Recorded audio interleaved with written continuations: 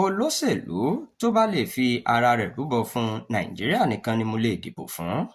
àgbà ọ̀jẹ̀ gbajúgbajà olórin nni Zaki Azeez ti sọ pé ènìyàn kan ṣoṣo tóun lè dìbò fún gẹ́gẹ́ bí ààrẹ orílẹ̀-èdè ni ẹni tó ṣetán láti fi ayé rẹ̀ rúbọ fún ìlọsíwájú nàìjíríà àti ẹni tó nífẹ̀ẹ́ tòótọ́ sí ìdàgbàsókè orílẹ̀-èdè yìí.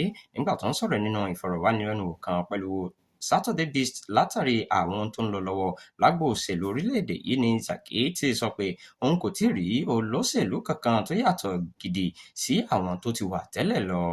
lóòótọ́ ni mo gbàgbọ́ pé èṣù tá a mọ̀ sàn ju áńgẹ́lì tí a kò mọ̀ lọ.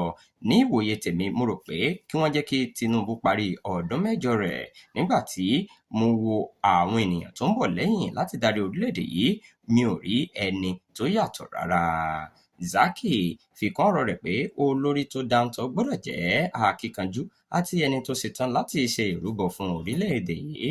mi ò ní pé ẹni náà gbọ́dọ̀ jẹ́ ọ̀dọ́ púpọ̀ ṣùgbọ́n mo fẹ́ kí Nàìjíríà bẹ̀rẹ̀ ìlànà tuntun dípò àtúnwí àwọn ìlànà àtijọ́. Azeez tún sọ pé ọ̀pọ̀lọpọ̀ àwọn ọmọ Nàìjíríà pàápàá ọ̀dọ́ ti pàdánù ìgbàgbọ́ nínú orílẹ̀-èdè yìí nítorí àwọn adarí tí kùnà láti mú ìlérí ṣẹ fún ọ̀pọ̀lọpọ̀ ọdún.